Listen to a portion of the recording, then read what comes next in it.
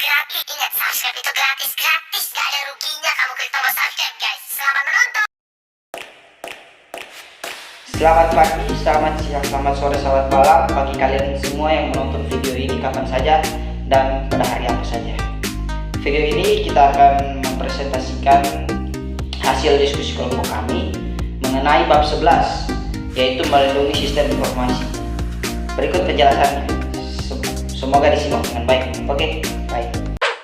Kerentanan internet.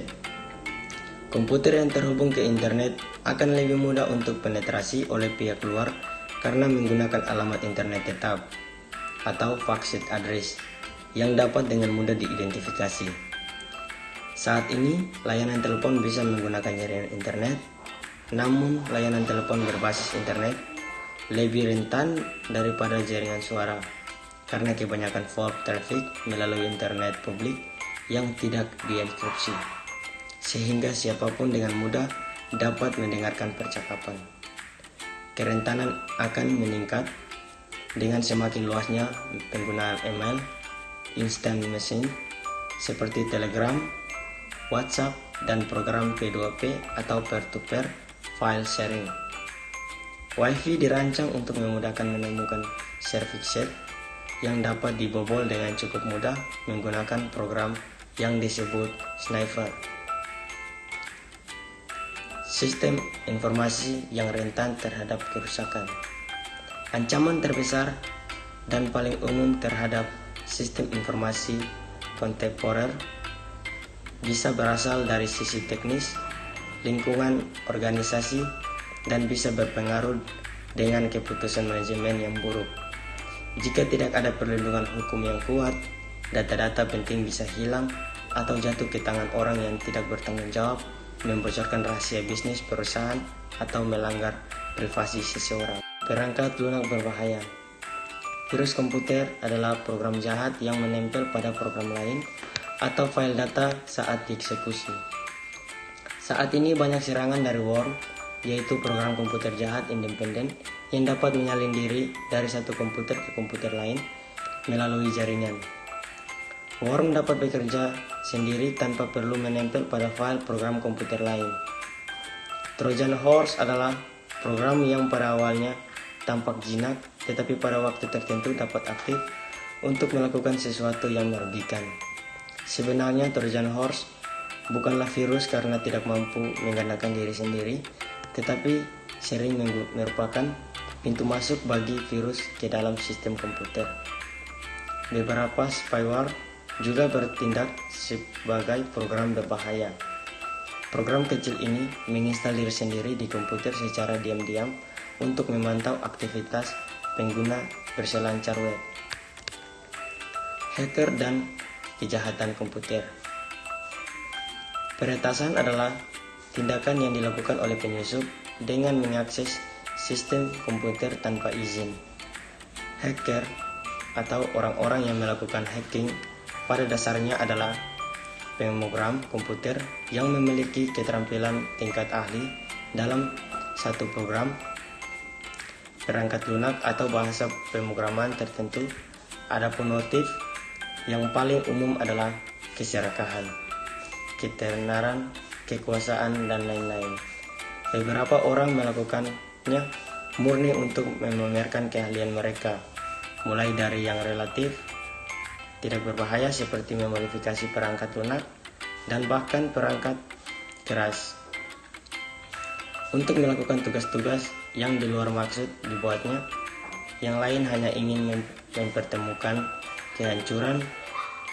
Keserakahan mempertemukan seorang hacker membobol sistem untuk mencuri informasi pribadi, perbankan, data keuangan perusahaan, dan lain-lain.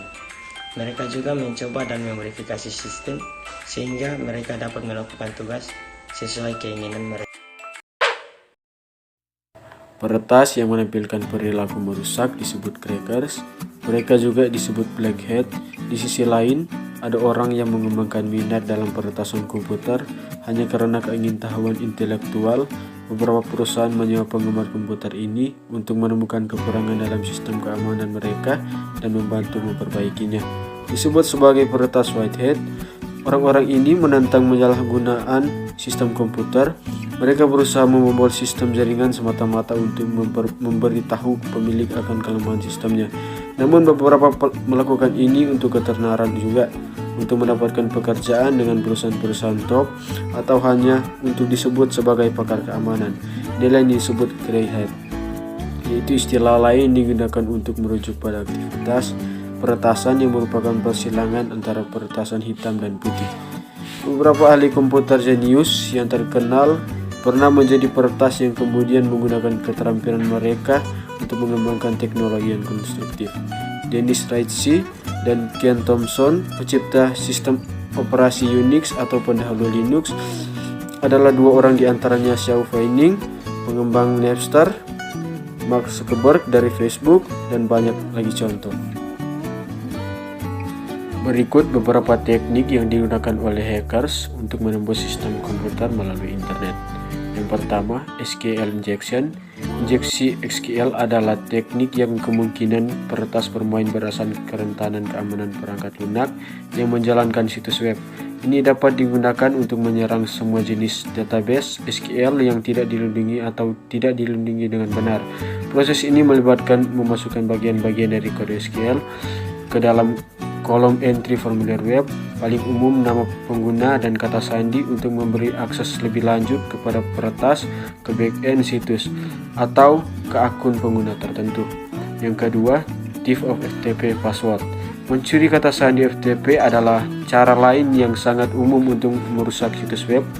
Peretasan kata sandi FTP mengambil keuntungan dari kenyataan bahwa banyak webmaster menyimpan informasi login situs web mereka pada PC mereka yang kurang terlindungi. Mencuri mencari rincian login FTP pada sistem komputer korban, kemudian merelaynya ke komputer miliknya. Dia kemudian login ke situs web melalui komputer jarak jauh dan memodifikasi halaman web sesuai keinginannya.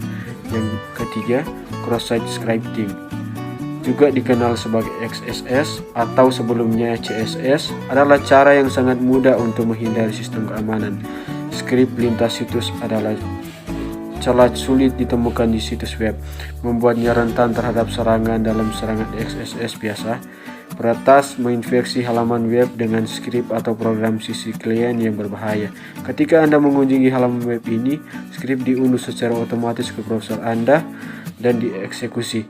Biasanya penyerang menyuntikkan HTML, JavaScript, VBScript, ActiveX, atau Flash ke dalam aplikasi yang rentan untuk menipu Anda dan mengumpulkan informasi rahasia. Spoofing and sniffing. Hacker sering memasukkan atau spoof identitas mereka atau menggunakan email palsu atau menyamar sebagai orang lain. Mungkin juga spoofing mengarahkan link web ke alamat palsu. Ada juga sniffer, adalah program yang mampu menyadap informasi yang melewati jaringan. Sniffer dapat membantu mengidentifikasi potensi masalah pada jaringan, tetapi bila digunakan untuk tujuan kriminal, sniffer dapat merusak dan sangat sulit untuk dideteksi. Serangan denial of service.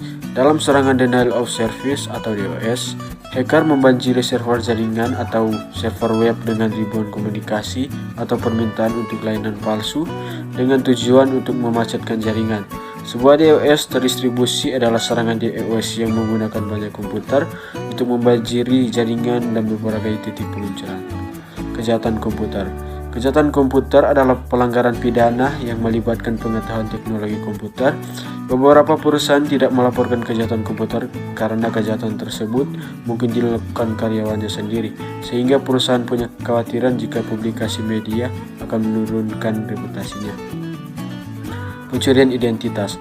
Kejahatan pencurian identitas ini terjadi ketika seorang penjahat mendapatkan informasi pribadi seperti nomor KTP, nomor SIM, atau nomor kartu kredit untuk menyamar sebagai orang lain yang digunakan untuk memperoleh kredit, barang, dan jasa atas nama korban.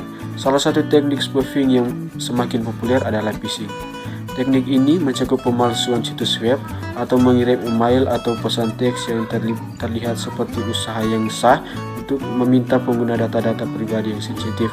Pesan berisi instruksi ke penerima untuk memberitahu atau mengkonfirmasi catatan dengan menyediakan nomor jaminan sosial, bank dan kartu kredit informasi dan data rahasia lainnya, baik dengan menanggapi pesan email, dengan memasukkan informasi pada palsu situs web, atau dengan menelepon nomor telepon.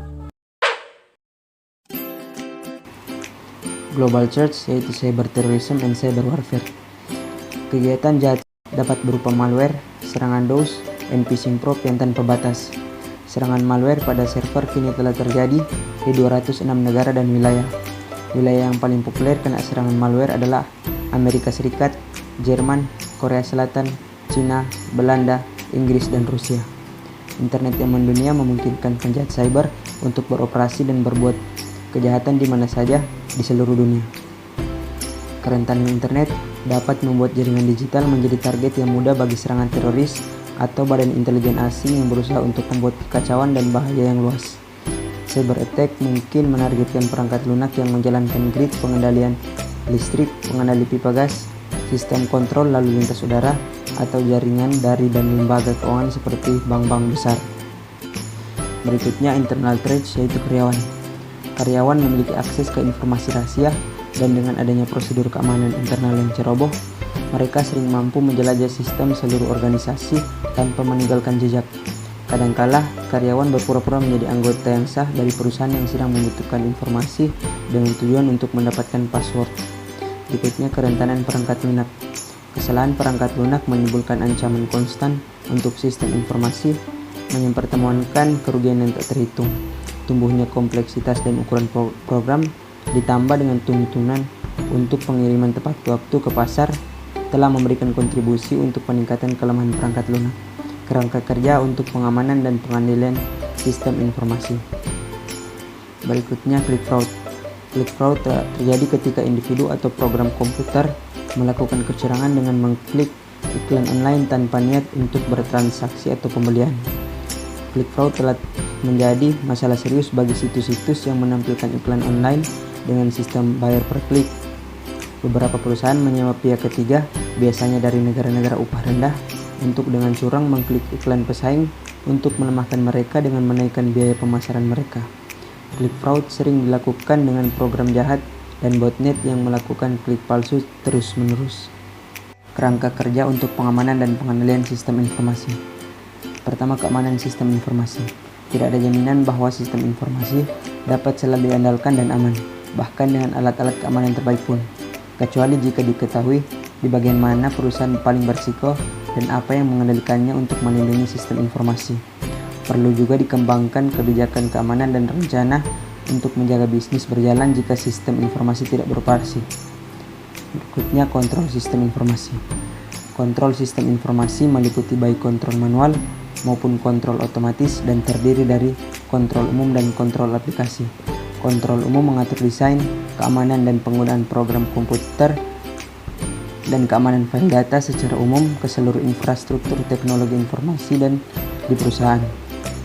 Sedangkan kontrol aplikasi dapat diklasifikasikan sebagai pertama kontrol masukan, yang kedua kontrol pengolahan, dan ketiga kontrol keluaran. Berikutnya kebijakan keamanan. Kebijakan keamanan terdiri dari laporan perangkat risiko informasi, mengidentifikasi tujuan keamanan yang dapat diterima, dan mengidentifikasi mekanisme untuk mencapai tujuan-tujuan ini. Kebijakan keamanan mendorong kebijakan lain yang menentukan penggunaan sumber daya informasi perusahaan yang dapat diterima dan menentukan siapa saja anggota perusahaan yang memiliki akses ke aset informasi tersebut. Acceptable Use Policy yaitu AUP merumuskan penggunaan sumber daya informasi perusahaan yang dapat diterima dan peralatan komputasinya, termasuk komputer desktop dan laptop, perangkat nirkabel, telepon, dan internet. Sebuah AUP yang baik mendefinisikan dengan jelas tindakan yang tidak dapat diterima dan dapat diterima untuk setiap penggunaan sekaligus menentukan konsekuensi bagi yang melanggar. Security Policy juga meliputi kebijakan untuk pengelolaan identitas. Pengelolaan identitas dapat dilakukan dari dua sisi, yaitu dari proses bisnis dan dari perangkat lunak yang mengidentifikasi penggunaan yang valid dan mengandalkan akses ke sumber daya sistem. Termasuk di dalamnya adalah kebijakan untuk mengidentifikasi dan mengotorisasi berbagai kategori penggunaan sistem, menentukan sistem atau bagian apa dari sistem, proses dan teknologi yang diperbolehkan untuk diakses pengguna dengan autentikasi pengguna dan melindungi identitas mereka. perilaku risiko.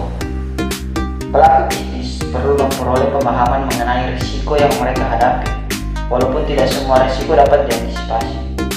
Manajer bisnis dapat bekerjasama dengan spesialis sistem informasi untuk menghitung dan menentukan nilai aset informasi, tingkat kerentanan, frekuensi kemungkinan terjadinya masalah, dan tingkat kerusakan yang ditimbulkan. Setelah melakukan penilaian risiko, maka pembangunan sistem akan lebih diutamakan pada titik kontrol yang paling rentan dan mempunyai potensi kerugian paling besar. Dalam hal ini, kontrol harus fokus pada cara untuk meminimalkan risiko dan meminimalkan kesalahan pengguna. Nilai-nilai bisnis dari keamanan dan kontrol sistem informasi. Sistem pada pemerintah menyimpan informasi rahasia mengenai sistem senjata, operasi intelijen, dan sasaran militer. Aset informasi berharga ini memiliki nilai yang sangat besar. Akibatnya dapat berbahaya jika hilang, rusak, atau jatuh ke tangan yang salah. Satu studi memperkirakan bahwa ketika keamanan perusahaan bisa terganggu, perusahaan kehilangan sekitar 2,1% dari nilai pasti dalam waktu 2 hari dari pelanggaran keamanan yang diterjemahkan ke dalam kerugian rata-rata 1,65 miliar dolar pasar saham. Nilai perjanjian hukum dan regulasi yang dibutuhkan untuk mengelola rekaman elektronik. Perusahaan mempunyai kewajiban hukum baru untuk meminimalkan rentansi risiko dan menjamin keamanan penyimpanan saluran elektronik untuk melindungi privasi. Yang pertama, pada industri perawatan kesehatan perlu memperhatikan dan mematuhi aturan Health Insurance Portability and Accountability Act atau SIPAA tahun 1996. Aturan ini merinci keamanan dan privasi medis. Aturan ini menyederhanakan administrasi penagihan perawatan kesehatan dan mengotomatisasi transfer data kesehatan antara penyedia layanan kesehatan dan pembayar. Yang kedua, perusahaan penyedia jasa keuangan perlu mematuhi Financial Service Modernization Act tahun 1999, lebih dikenal dengan Grand Delay Act. Aturan ini mengharuskan lembaga keuangan untuk menjamin keamanan dan kerahasiaan data pelanggan. Data harus disimpan pada media yang aman, dan langkah-langkah keamanan khusus harus ditegakkan untuk melindungi data tersebut pada media penyimpanan dan selama pengiriman. Yang ketiga, ada perusahaan publik perlu mematuhi Public Company Content Reform and Investor Protection Act tahun 2002 yang lebih dikenal dengan Sarbanes-Oxley Act. Setelah para sponsor Senator Paul Sorbes dari Maryland dan perwakilan Michael Oxley dari Ohio, undang-undang ini dirancang untuk melindungi investor setelah skandal keuangan di Enron, WorldCom, dan perusahaan kopi lainnya. Bukti elektronik forensik komputer. Keamanan, kontrol, manajemen catatan elektronik telah menjadi hal penting untuk ditanggapi dengan tindakan hukum karena banyak bukti mengenai pencurian rahasia dagang perusahaan, penipuan saham, penggelapan kejahatan komputer, dan banyak kasus perdata tersimpan dalam bentuk digital.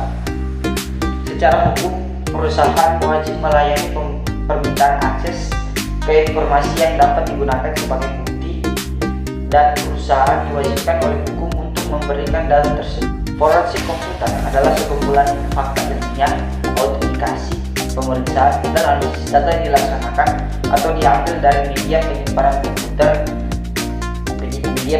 komputer dalam sedemikian rupa sehingga informasi tersebut dapat digunakan sebagai bukti pengadilan yang kuat. Ini berkaitan dengan masalah berikut. Yang pertama, memulihkan data dari komputer sambil menjaga integritas bukti. Yang kedua, menyimpan dan menangani data elektronik yang dipulihkan dengan aman. Yang ketiga, mencari informasi yang dibutuhkan dalam data elektronik yang besar volumenya. Dan yang terakhir, memberikan informasi sebagai bukti kejahatan ke pengadilan. Sekian.